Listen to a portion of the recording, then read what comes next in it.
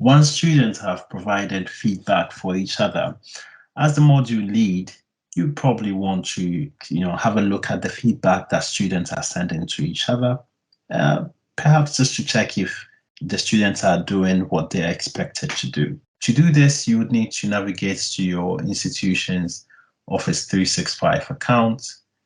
For University of Exeter staff, you probably have done this many times, but for the purpose of completeness, this is how you go about it.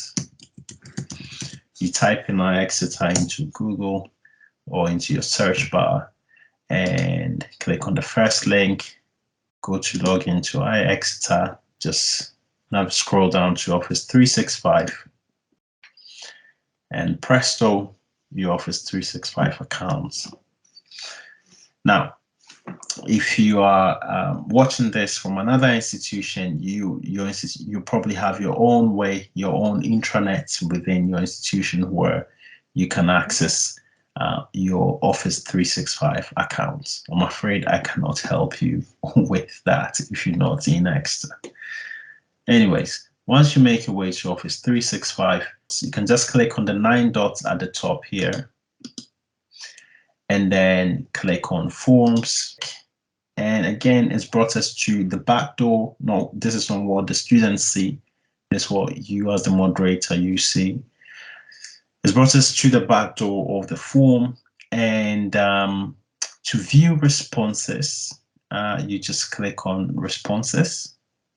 And obviously, we've only used it for one response, okay? So, and if you scroll down, it does its best to provide you with charts to summarize the responses that have been provided so far. But of course, since it's just one response, it's not particularly useful. But as your students use the app or send each other feedback, you may find those graphs useful. All right, now, for most purposes, those graphs will not really be useful for you as the moderator. What you really want to see as a module moderator is exactly what each student has sent to each other. And you do that by clicking on Open in Excel. And this, by doing that, it will download the Excel file of all the responses that have been sent by students to each other.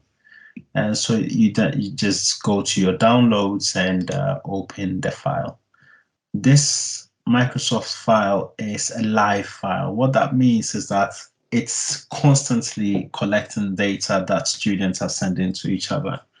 And so when you download it, it's just giving you a snapshot of all the data that has been collected up to that point you downloaded it, right? So if more students were to provide feedback for each other, this downloaded file wouldn't update. Okay, you'd have to download it again the next time you want to check out what students are sending to each other.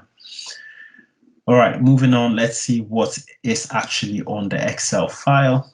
It just provides each submission with an ID number. It tells you when the student started the submission, when the submission was completed. So you can actually check out how long it's taking students to submit the file.